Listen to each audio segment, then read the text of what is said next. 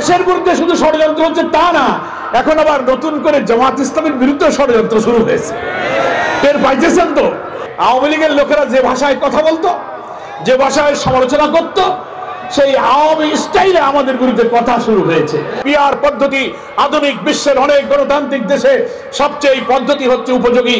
এখানে পার্লামেন্টে উপযুক্ত যোগ্য প্রতিনিধিত্ব হয়, যোগ্য পার্লামেন্টারিয়ানরা আসে, আসনে আসনে ভোট কাটা মাসেল কালো টাকার খেলা চলে না, ব্যক্তি প্রার্থী হয় না, দলের পক্ষে ভোট দিয়ে কোন দল কত ভোট পাবে সেই হারে সেই দলের ততজন এমপি নির্বাচিত হবে। আমরা আজকে গণমাধ্যমের মাধ্যমে সারা দেশবাসীর কাছে, প্রশাসনের কাছে জানাতে চাই, আমরা এই সংখ্যানুপাতিক পদ্ধতিতে জাতীয় নির্বাচন চাই। তাহলে যোগ্য লোকেরা এখানে আসতে পারবে। আমরা আপনাদের কাছে সতর্কতার সাথে বলি, দেশের বিরুদ্ধে যেমন ষড়যন্ত্র 5ই আগস্টের পরে বাইরে থেকেও করতেছেন, দিল্লি থেকেও ষড়যন্ত্র হইতেছে। কি বলেন? পাল্টা কু, জুডিশিয়াল কু, আনসার কাণ্ড, সচিবালয়ে আগুন, এখানে বাড়াবাড়ি, এই দাবি সেই দাবি, এই সব দিয়ে এই সরকারকে তারা আগাতে দিতে চায় না। কিন্তু এই ষড়যন্ত্র প্রতিহত করে অন্তর্বর্তীকালীন সরকারকে সাহায্য করে নির্বাচন সুষ্ঠু করার জন্য চেষ্টা করতে হবে। আর দেশের বিরুদ্ধে শুধু ষড়যন্ত্র হচ্ছে তা না, এখন আবার নতুন করে জামাত ইসলামের বিরুদ্ধে ষড়যন্ত্র শুরু হয়েছে। টের পাইতেছেন তো?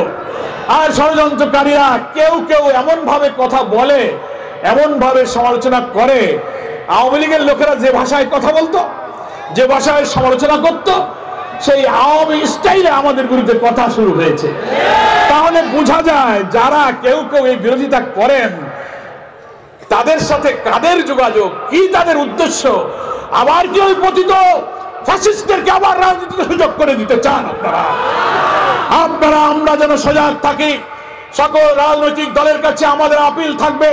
আমাদের আমিরে জামাত বলেছেন, আসুন ফ্যাসিবাদ বিরোধী আন্দোলনে আমরা যারা মাঠে ছিলাম, তাদের মধ্যে যেন কোনো ঐক্য বিনষ্টকারী কোনো কথা, কোনো বক্তব্য আমরা নিজেদের মধ্যে যেন চালাচালি না করি। কি বলেন, ঠিক কিনা? বিএনপি, জামাত, সকল দল আমরা জুলাইয়ের অভ্যুত্থানের চেতনাকে ধারণ করে একটি জাতীয় ঐক্যের পরিবেশ সৃষ্টি করে যদি জাতীয় ঐক্যের মধ্য দিয়ে আমরা নির্বাচনে যেতে পারি, তাহলে আওয়ামী ফ্যাসিবাদ আগামী নির্বাচনের মধ্য দিয়ে রাজনীতিতে তাদেরকে জিরো করে দেওয়া যাবে, তাদেরকে ইনশাআল্লাহ রাজনীতির মাঠ থেকে বিদায় করে দেওয়া যাবে। আর আমরা যদি হানাহানি করি, ওই পতিত স্বৈরাচাররা আবার একটা সুযোগ খোঁজার চেষ্টা করবে।